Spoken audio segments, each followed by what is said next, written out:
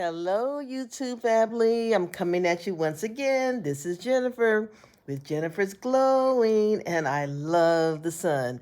So, today, as you can see, I have on my African head wrap. I saw a movie today, and a Nollywood movie, an African movie, a Nigerian movie, and the queen had her hair wrapped like this. So I said, let me, and she was getting married. So I said, let me just, wrap my hair and see how I like. I really like it. Okay. So anyway, as you can see from the title, I'm asking the question, do you consider in today's society, marriage a flex? Now, if someone is watching and you don't know what a flex is when you boast about something or you kind of brag about something or you hold it in high regard. And it's something that you can really kind of like show off. That's what it means. So, in this context, what I'm saying is that in today's society, do people look at marriage as a flex?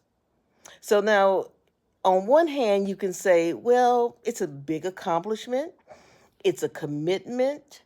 Um, a lot of people are not married, and I'm not looking at it from a moral standpoint. I'm looking at it strictly, looking at it from in today's society, is it looked upon as a flex to get married? It can be very expensive for one thing.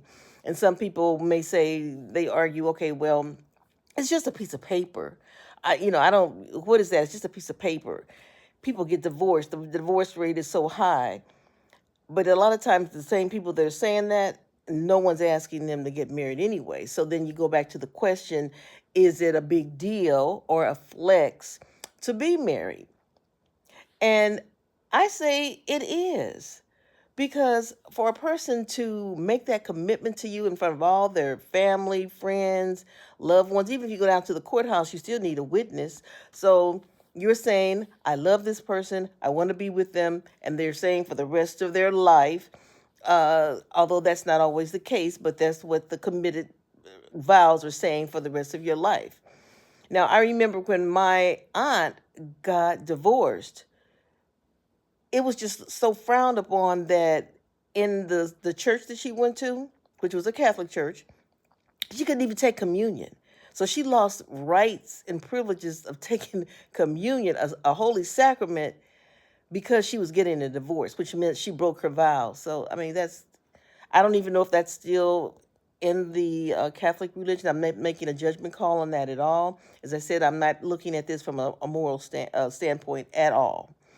So, when right now, I hate saying but right now when people are looking at marriage, let's say from a man's point of view, it used to be that you got all rights and privileges of being married, which meant you could live together, you could have children, you had you could have all your beautiful sexual experiences. The marital bed was undefiled, so you could do, have your way or enjoy it. I should say enjoy it to the fullest extent with no condemnation, no guilt. If you got pregnant, okay, you're married.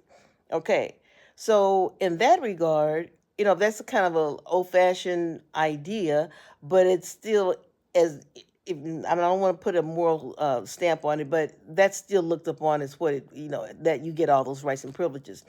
But in today's society, you can live with a person; it's not frowned upon anymore. So you can live with a person, um, have children with that person, buy property with that person, because I remember my mother couldn't even get a charge card, as they used to call it, a charge card. You couldn't even get a credit card in her name, and she made more money than my father. But it had to be in his name, and when she signed that receipt at the counter, she was signing his name because she couldn't even get a credit card. So you see how times have changed a lot.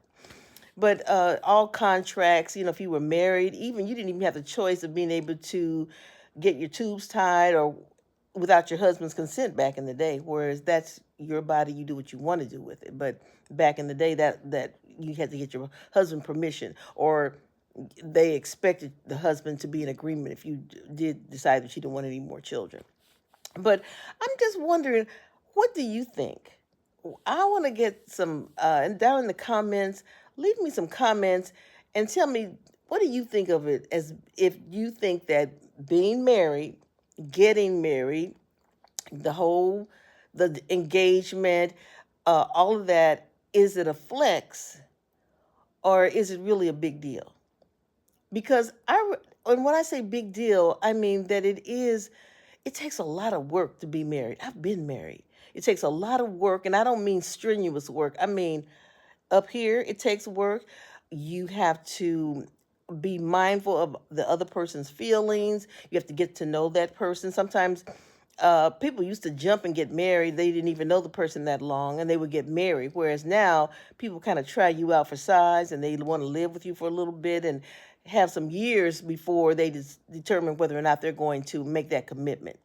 But so leave me some comments down below and tell me, what do you think? Do you think that in this society, just looking at today's society, that getting married is a flex? Is it something that you would want to do if you're not married and single? And I'm not talking about the negative side of men cheating or women cheating. I'm just saying in the context of cohabitating with someone, sharing your expenses, having children together. And some women don't even want to change their last name. They don't even want to take on their husband's name. They want to keep their name, or they'll hyphenate it. So tell me down in the comments, what do you think about the whole subject matter? Is marriage a flex? Is it not even saying honorable, but is it something that is still looked upon as a great accomplishment in life and in today's society? Is it an accomplishment to get married and cohabitate with the person that you love and make that commitment to everyone, your family, friends, and to actually exchange vows and make that commitment to another person? All right. So I hope that you learned something today. I hope you feel some kind of way. I hope it makes you think about this, because I thought about it today. And in some cultures, marriage is very honorable, and they are definitely going to get married, and the parents get all involved. And, it can be, the parents can make you or break you. They even, in some societies, they choose your spouse for you. And I don't really go along with that, but I'm not here to judge. That's just my personal, humble, personal opinion.